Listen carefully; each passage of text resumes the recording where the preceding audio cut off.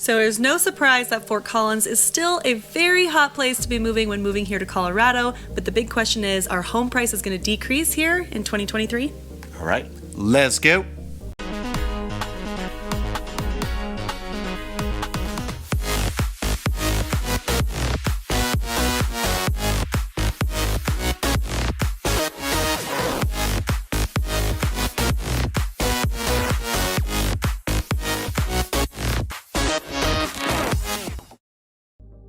If this is your first time watching, Pete and Chelsea Sweeney here, and we are your Colorado real estate family. What we like to do on this channel is cover Denver and all of its surrounding cities, giving you all that information that you need to know if you're planning on moving into this beautiful state. So if you like this video or want to watch many videos just like it, go ahead and hit that subscribe button, little notification bell, give us a thumbs up if you really like this video. Yeah, and as much as we love making these videos for you, we love even more helping with your real estate needs. So if you're looking for a licensed real estate agent here in the state of Colorado, here is our phone number right below. Call, text, anytime. So the most obvious thing to look at is the real estate prices, right? So we're going to look at the real estate prices and all the trends and kind of what we're seeing in regards to 12 months ago and even a month ago. But before we do that, what's the population look like in Fort Collins? Yeah, so obviously population is a big factor because we start getting into, is it really growing and what does that do to our housing? So population, it looks like it's growing steadily about 1.36%, but has increased 13.68% since the last census. So it is growing significantly. And the trend from, I think I looked back all the way to like 1900s, is just straight upward. So I don't think we're going to start seeing anything crash anytime soon or start going the opposite direction when we have such an incline. And obviously with more people moving there, we start looking at that supply and demand. More people, more demand, less supply, increased house price.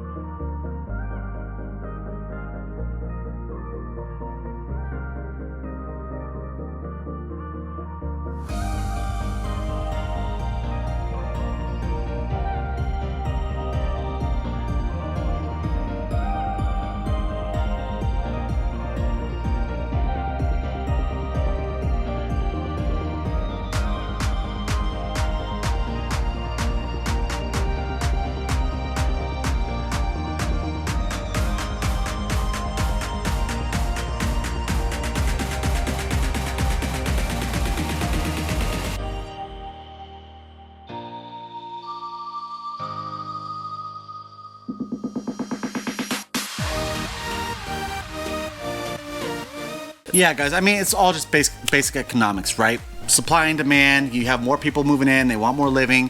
The only question though is whether or not they're going to purchase a house, right? Because you have interest rates that are going up, with inventory being lower the way it is, and we're going to kind of break in those numbers, what I'm seeing and what I think that might happen. Like I said, we don't have a crystal ball, but just kind of basing this all on what we're seeing with the numbers in the past and then trying to somehow apply them to the future, still taking into consideration the interest rates and everything else that's happening. So what are we looking at? So median sales price as of right now, November of 2022, on single family homes is $541,000, and that is up 6.82% year over year. So we're looking at November of 21 to November of 2022.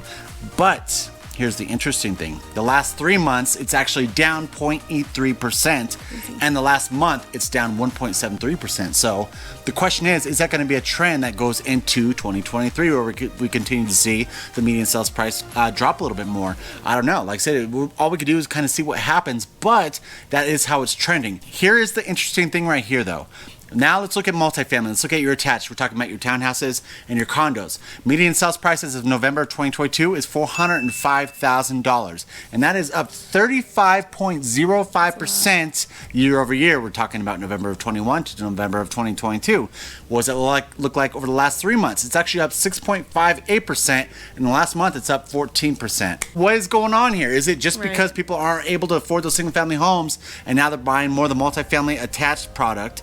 I don't know. I mean, are we going to keep seeing that, or it could also be that our students are staying there. Possibly. You know, a lot of our students will graduate and they'll stay there and they'll start with maybe a condo or things like that before buying the single family. So who knows what's actually contributing to it. But I will say that when we're doing market analysis to all these other cities, we started to see the same slowing in the market across the state. Now just kind of bringing a bird's eye view, like kind of what I'm seeing, what we talk to, is I can tell you right now that like the younger generation, if we are talking about college kids that are staying in, they don't want to pay someone else's mortgage. They have this drive to be able to have their own place so that they could, pay that down and be a homeowner, which is crazy to me. I honestly, I didn't think it would be that way, but we've ran into so many people who are in their early 20s who are like, yeah, I'd rather not pay for someone's mortgage. I'll buy my own house. So maybe that's why those attached style housing is raising up the way that it is as compared to single family. Yeah, it is really funny. Like growing up, it was just expected that you left your house at we were 17, but 18, and you rented. And whether that meant you rented on your own or you rented, with a couple roommates, which is what I had to do, it was just expected and it wasn't unusual. But yeah, like my brother and several of our clients who are in that age group are not wanting to rent. Colorado has high rent costs. That could be why people are wanting to buy instead of rent. Yeah, it's just one of those things, guys. I mean, that's just what we're seeing. We'll see what happens in the future, though. I mean, like I said, 2023, if it continues the way it is, I might see, single families dip down a little bit. And who knows, maybe attached your multifamily is going to stay a little bit more steady. So only time will tell. The other thing, too, guys, is we do market analysis month over month, and we go different cities. So stay tuned because we will be covering these things. Right now, we're projecting. We'd like to circle back around and kind of see how this actually pans out. So stick around for those. Subscribe now, and you'll get alerted every single time that we put out a new market video. Okay, so let's talk not about prices for a second. Yeah. Even though prices are increasing and we're starting to, the interest rates increased and we saw things slowing, all these different things are happening. Yeah.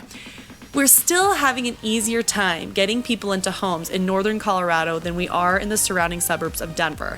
And so that is something to say that even though it's slowing, it's still easier to find a house up there, at least from our perspective or what we've been seeing. So yeah, I think so for sure. I kind of noticed the gap in between Denver and Fort Collins, the gap right there, like Longmont, Loveland, those areas right there are super nice to get sell a buyer into a house right now. We're not competing with anyone. We're sometimes being able to come in a little bit lower than list price. So that's kind of what I'm seeing. Where you hit up to Fort Collins, it's not as easy to say that gap right there, but we are still in some great prices in Fort Collins and northern Colorado area. Okay, so last thing we're going to be talking about today, that is the factor of remote jobs. So we've been talking about this for a while, actually, and about how 2020 really changed the workforce and how a lot of people went obviously completely remote during 2020 and what that looked like pulling out of 2020 into now. So Peter was like, you got to find statistics. You can't just say everyone went remote. We would say it all the time. We're like, yeah, you can work remote, and do your whole thing. And it's like, all right, we need to really find some numbers that break this down. Yeah, because we know a lot of our friends have gone remote. A lot of our clients have gone remote. A lot of our retirees and all of them, they're like, yeah, I went remote and I retired. Now I can work, temporarily part-time anywhere. Okay, so statistically, because we wanted to make sure that those numbers match up with what we're seeing, I looked at flexjobs.com, and according to them, 8 out of 10 people are working either hybrid, so at home and in the office, or completely remote, leaving only 2 out of 10 people actually going into the office 5 days a week. So that's huge. Oh, yeah. I mean, it's just I think this is what trended ever since the pandemic, right? It was slowly going that way, but the pandemic just put it on the fast track. And that's why there's so many people who work remote. Like they say, so many people from Silicon Valley decided to go move into Idaho, and that's why Idaho started blowing up. And so you're kind of seeing the same thing with Fort Collins, where people are like, I love the lifestyle in Fort Collins. I could work remote even if I'm only traveling down to Denver maybe twice a week, but it's still just about the lifestyle. It's about the outdoor lifestyle that they have there, the biking, the hiking, the kayaking, the boating, all that stuff, and still be able to just work from home. What does that look like in the future, since we're doing a lot of projections today? So AT&T did a study. They saw a 42% increase of remote jobs into 2021, and they're projected to see 80% by 2024. So they are not expecting this to change. They're actually expecting this to be more prevalent in the future, which what does that mean for Fort Collins? That people who have always stayed close to their jobs in the city, maybe Denver and all of that, might be choosing to go towards that lifestyle versus the proximity to work. All right, cool, guys. So we try bringing you as much as possible. If I were to just throw you out there, my expert advice, what I'm seeing as a realtor here in Colorado, I kind of already told you, I think that we might see a slight dip in single-family homes leading into the beginning of 2023. With that picking up probably closer to the third quarter, or even I guess towards the end of the second quarter. And attached, I see that kind of being a little bit more steady, if not a slow incline in the prices. So that's kind of what I'm just projecting. We'll see what happens. I don't know. Like I said, I don't have a crystal ball. I can't really tell you, but that's just kind of what I think, my personal gut feeling. Yeah, and if you disagree with him, we welcome all of your guys' opinions because, again, we're coming in here, we're basing it off trends. If you know something we don't know, go ahead and comment down below. We love hearing from you guys. We do these videos for you. And of course, guys, we're going to throw the number below one more time right there. They got where you can give us a text, give us a call, give us an email. Doesn't matter what time. We are there to help you out with all your real estate needs. Until next time, we love you. Bye. Bye. Yep, and as much as... that's horrible. Give us a little thumb. Give us a thumbs up. Thing. So more people, more to be. Here's the interesting thing.